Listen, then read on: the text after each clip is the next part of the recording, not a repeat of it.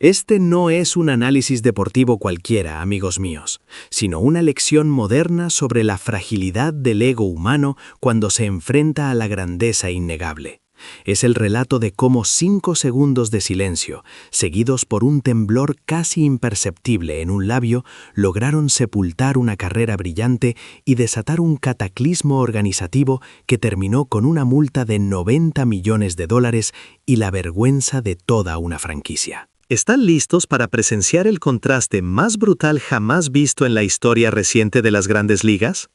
Hoy no hablamos solo de quién ganó el MVP, sino de la dignidad del monarca frente a la ignominia del perdedor, y cómo el orgullo, mal gestionado, se convierte en un arma autodestructiva. La historia, de la que muchos solo conocen los titulares superficiales, se decide en los detalles, en los datos que no mienten y en el análisis psicológico de un hombre que, consumido por la envidia, decidió destruir el castillo que él mismo había levantado.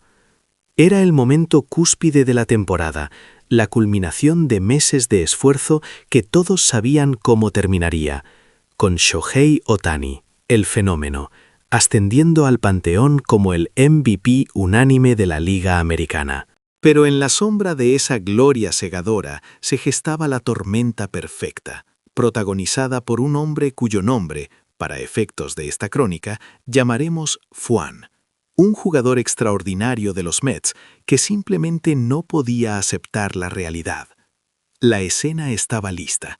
Los Ángeles y Japón celebrando el dominio absoluto de Ohtani, quien en su segundo año con los Dodgers y tras superar una cirugía mayor, regresó para demostrar que la era del two-way no era una anomalía, sino la nueva norma. Hablemos de los números, que son fríos pero incuestionables. Ohtani no solo se llevó el premio con una barrida total de 420 puntos, sino que sus estadísticas parecían extraídas de un videojuego. 55 jonrones, un OPS de 1,014 como bateador y, desafiando toda lógica, un impresionante 2,87 de efectividad como lanzador abridor. Es territorio virgen, una anomalía estadística que desgarra los libros de historia, declaraba un analista de la MLB Network, y tenía razón. El punto no es si es bueno, el punto es que está en una liga aparte. Pero la luz de Ohtani proyectaba una sombra densa. Si el Rey obtuvo 420 puntos, ¿dónde quedaron sus rivales? Kyle Schwarber, el aguerrido contendiente, se quedó en 260 puntos. Y Fuan, el hombre que creía merecer al menos el segundo lugar, terminó con 231. 189 puntos de diferencia con el primero. No era una derrota, era una declaración cruel de la superioridad divina. Y así llegamos a los fatídicos 5 segundos. La cámara, en una toma remota y silenciosa, enfocaba a Fuan en su sala. En el instante en que el presentador leyó su nombre, anunciándolo como el tercer clasificado, su rostro fue un mapa de incredulidad. Sus pupilas se dilataron, la confusión dio paso a una herida palpable en el orgullo. Su labio inferior se torció en un temblor convulsivo. Su mirada cayó al suelo, impotente. Sin embargo, había una fuerza aterradora en sus manos, aferradas con nudillos blancos al bate que sostenía. Aquella no era la expresión de un atleta que acepta la derrota con gallardía. Era la encarnación de la negación, el rechazo absoluto a una realidad cruel. Y fue ese pequeño gesto, ese temblor de frustración silenciosa, el presagio del huracán que se avecinaba. Inmediatamente después del anuncio, mientras el mundo celebraba, Fuan cometió el error que marcó el principio del fin. En una entrevista por video, la rabia contenida explotó. No alzó la voz, pero la intensidad de su frustración era un cuchillo. Yo merecía al menos el segundo lugar, comenzó, justificando su rendimiento por la adaptación a su nuevo equipo, los Mets. Hasta ahí quizás era un atleta competitivo. Pero entonces giró la lanza directamente hacia Ohtani. Él tiene la ventaja del two-way y está en un equipo establecido como los Dodgers. Yo no. Esto no era un análisis, sino la patética racionalización de un ego herido. Pero el verdadero sacrilegio, El momento en que cruzó la línea de no retorno llegó cuando se le preguntó por Schwarber, el segundo clasificado. Fuan soltó una risa fría, despectiva, casi un bufido. Si me ponen por debajo de él, eso es realmente un chiste. Y luego, la frase lapidaria que heló la sangre de los comentaristas en el estudio. Incluso si hubiera ganado, no aceptaría un premio tan ridículo. Un silencio se apoderó del estudio. Insultar el MVP, uno de los honores más sagrados del deporte, en televisión nacional, era un acto de autoinmolación profesional. Anticipemos el contraargumento. Muchos dirán que simplemente era un competidor apasionado, que su frustración era genuina. Pero los datos, como siempre, refutaron la emoción. Los analistas se apresuraron a recordar la métrica de valor más importante en el béisbol, el WAR.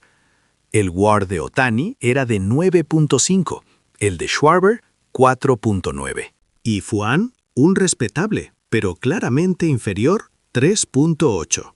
La diferencia de 189 puntos en la votación no era subjetiva, era la matemática de la excelencia.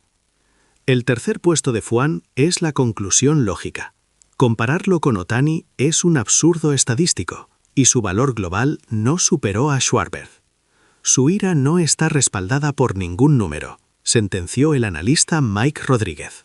Y en medio de este caos emocional, emergió la figura de la dignidad, Aaron Judge, el capitán de los Yankees, quien había ganado el MVP de la Liga Americana. En su propia rueda de prensa, la pregunta inevitable llegó: ¿qué opina de las declaraciones de Fuan? Judge, famoso por su compostura, hizo una pausa deliberada de un segundo. Se le vio asentir levemente, como si todo estuviera ya comprendido. Y luego, con la mirada aguda y la voz de hielo, pronunció la frase que se convertiría en un mantra de sportsmanship. Él tiene sus propios problemas. Nada más. 5 segundos. 5 segundos le bastaron a Judge para desmantelar la narrativa del escándalo, para desautorizar a Fuan como un tema digno de debate, y para restaurar la seriedad del deporte. Fue el contraste definitivo, la grandeza encapsulada en la brevedad, frente a la miseria derrochada en un monólogo de frustración.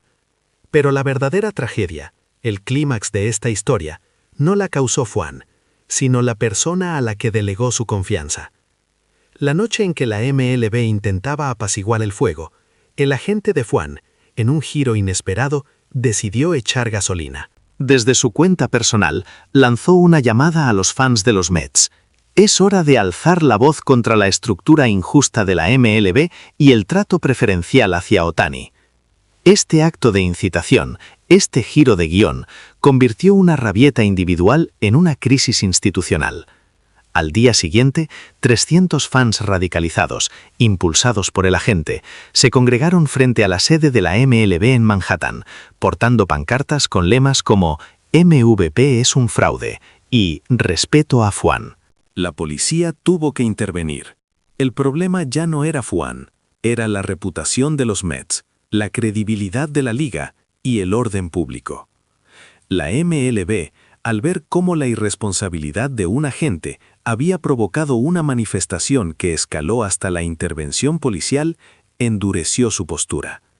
La pelota ya no estaba en el campo de la disciplina deportiva, sino en el de la integridad organizacional. El resultado fue un castigo sin precedentes, un golpe que sacudió los cimientos de la franquicia. Primero, los Mets fueron sancionados por fallas en la supervisión organizacional, ya que no pudieron controlar la influencia de un agente externo en la conducta colectiva de su base de fans. Fue una señal clara: las organizaciones son responsables del caos que generan sus representados. Y para Fuan, el castigo fue brutal. Una multa de $600,000, unos 90 millones de yenes, por socavar la integridad del premio MVP, además de una suspensión indefinida de los partidos inaugurales de la próxima temporada. La sanción simbolizó algo más que dinero. Fue la lección de que en la MLB la arrogancia tiene un costo elevadísimo. La escena final fue el Spring Training de los Mets. Fuan llegó con el peso del mundo en sus hombros, su expresión dura y su mirada perdida. La prensa lo rodeó, pero el management de los Mets lo evitó. El manager se limitó a decir: seguiremos las directrices de la liga. El mensaje era claro. Fuan era ahora un riesgo, una ficha tóxica que debía ser manejada con extrema cautela. En el clubhouse, las grietas eran visibles. La camaradería había sido reemplazada por una tensión fría. El columnista del New York Post escribió: los Mets aún no han jugado un solo partido, y ya han perdido la cohesión. Mientras tanto, Ohtani, en una entrevista, se limitaba a sonreír junto a su esposa y su perro Decopin, y ofrecía una declaración simple pero poderosa. Fuan y Schwarber son jugadores maravillosos, les tengo mucho respeto. El contraste era total. Uno, escalando la cumbre histórica con serenidad, el otro, consumido por el fuego de su propio orgullo, deslizándose por la pendiente que él mismo había creado. El béisbol se define por números, pero esta historia se define por el carácter, la madurez y la lección implacable de que el orgullo puede ser el motor para impulsarte o el combustible para quemarte por completo.